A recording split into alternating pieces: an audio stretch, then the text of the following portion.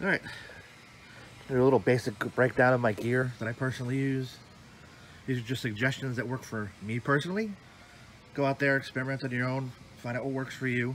These are just suggestions from my years and what works for me. The bucket is nothing more than a seat. If you flip it over, sit on it, it happens to work great for me. I like to be able to sit down. I don't like to be bent over in the stream all day. That would kill my back. And I'm not a kid anymore, so that just doesn't work. So for me, it's flip the bucket over and go through my little grifter here, little sifter at my own pace. Alright, so right there, a little shovel, little spade, tiny, not quite as small as a trowel. I've broken too many trowels over the years, so after a while it just became a pain in the butt replacing them all the time. So if I remember correctly, this is around 20 bucks I want to say at Home Depot, and this thing's probably 5 or so years old. Starting to show some wear, and I'm sure eventually I'll have to replace it, but it's done pretty good by me.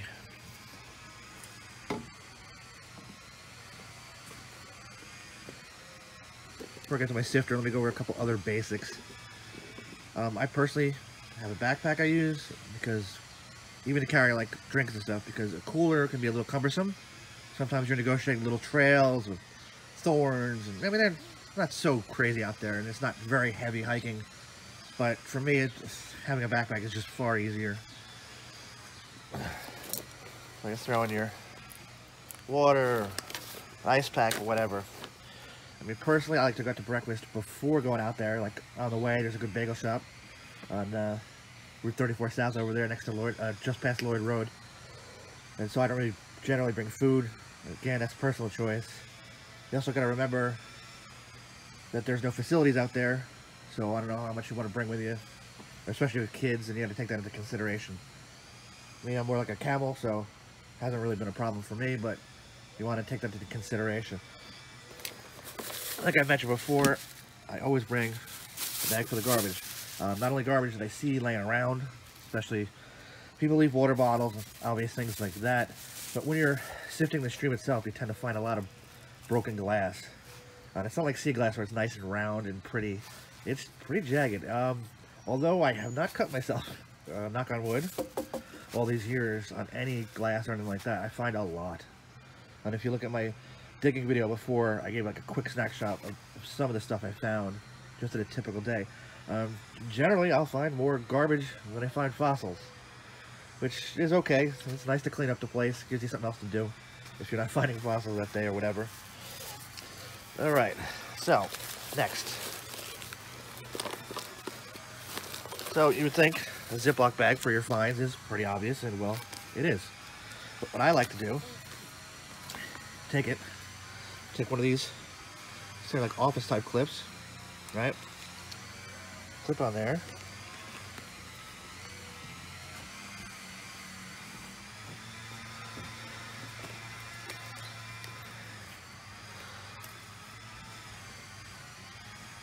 And kind of do that.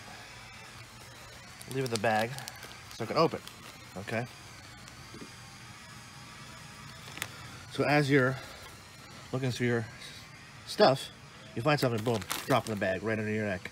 Instead of fumbling around, looking for your pockets, looking for your bag that's not attached, it's right here on your neck, boom, drop it in. Unless it's something mega huge, which are rare, so you just put that to the side. Alright, so here is my sifter. And again, it's all metal, so it has some weight to it. And that's because if you saw my other video, it sinks to the bottom, and I can throw stuff in and shake it out. All the silt comes out through the mesh, generally speaking. And then I can look through it at my pace, whatever. So as you can see, one side, the mesh is all across. Now that's my downside stream. So when I throw it in the, look at my shirt. When I throw it in the brook, this will be my downstream side, going that way. So that way, as I'm shoveling debris with silt and etc. in here, it's washing the silt out, but not allowing any fossils really to get out.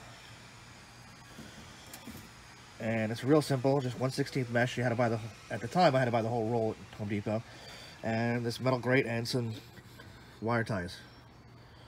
I used pretty industrial size wire ties, you can see there,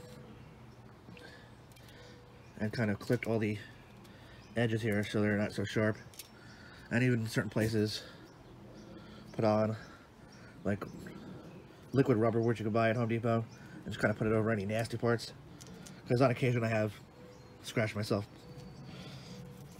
Let's see here. This thing's starting to get worn up. Probably have to replace it soon, but it's been 4 or 5 years since I made this one. I'll probably make the next one a little smaller. This was really the first one I made after testing a couple different designs. Not that this is some brilliant design or whatever, but it does work better, I find, personally, than like the nice commercial sifters you use or would buy or could make online, obviously, these days. But this just seems to work perfect for Big Brook for me. So, there you have it. There's my basic set of gear. Alright, a little addendum as per usual. I forgot stuff. Important stuff. Footwear. Generally, I go with those big boots in the back. Muck boots. Got them online. They're around about 110 bucks, if I remember. And they've been worth every penny. They're like watertight, almost up to my knees. And they're just troopers. I mean, those are probably, again, like 5-6 years old, and they're barely look worn. And they're perfect for out there, especially when you step sometimes and your foot sinks really deep. I've rarely gone above the top line there when I'm in there. When it gets really hot in the summer, I'll switch to like your basic water shoes or whatever.